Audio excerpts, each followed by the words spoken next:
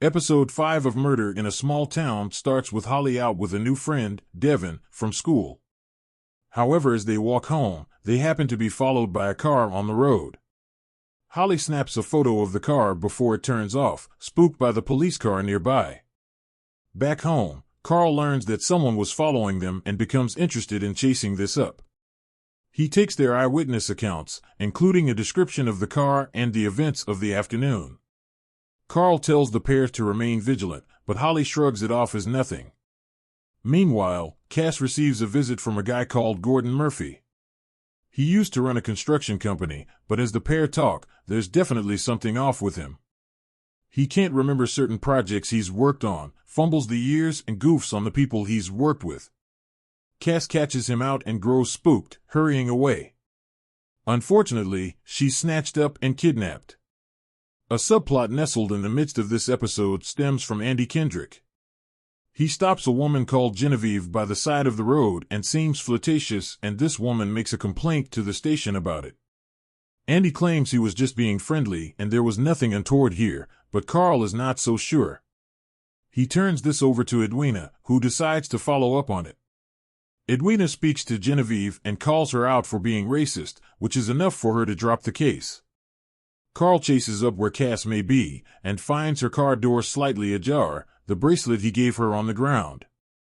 Back at the station, he hurriedly makes a point of calling this out as a kidnapping, especially as he receives a picture of her tied up not long after. So where is Cass being kept? Well, she tries to get through to Gordon, where we learn that he's got cancer.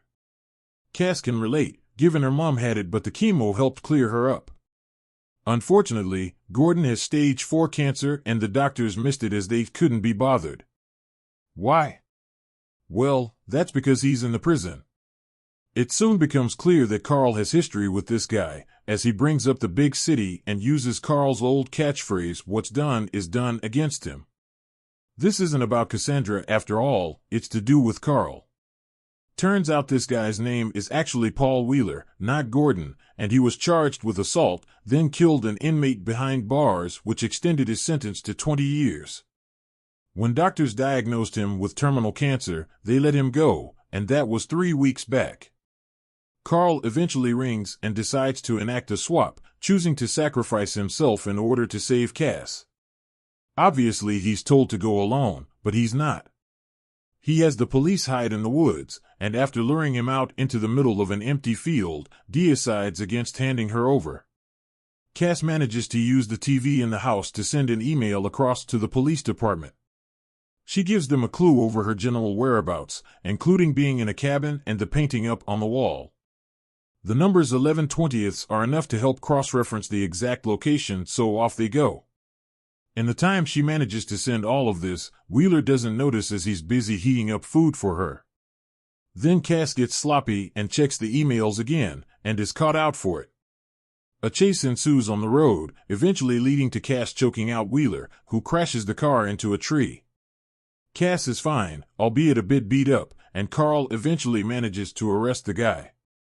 Meanwhile, the complaint against Andy is dropped after the racism allegation, while Cass is traumatized by what happened to her, sobbing in the ambulance and struggling to compose herself. Another episode rolls round for Fox's latest crime drama, and while action-packed, it's also pretty sloppy with its narrative beats. Sure, it's exciting and action-packed, but it also lends itself to some pretty big jumps in logic. You're telling me that Wheeler heated up a metal tin in the microwave? On the hob? And in the couple of minutes tops it took to do that, Cass managed to use a fiddly remote to send an entire email, a long one at that, and input the right email address and close down the TV before Wheeler could spot her or even glance back in the other room. As for the chase at the beginning of the episode, Holly and Devin could have just, ran sideways into the trees. We also get a completely pointless subplot about Andy whose behavior could have been construed as being flirty. Instead, Edwina decides to play the race card to shut her up, and honestly, I'm not sure who comes out of this worse off. However, the idea of having a big city threat comes across into a small town is a good one, and it works surprisingly well here to upset the balance of what Carl and Cass have built together. I'd imagine she's going to be traumatized for a while over what's happened, especially given the car crash and Wheeler's threats. This is easily the strongest part of the episode, and I do like that we could see shockwaves from this for the chapters ahead, allowing Cass' character to grow and some solid acting to come into view. The show is a mixed bag though, from what we've seen so far, and while many are going to like this week's chapter, when it comes to the story, there are holes in the logic that are hard to overlook. What did you guys think though? Did you enjoy this episode? Let us know in the comments below.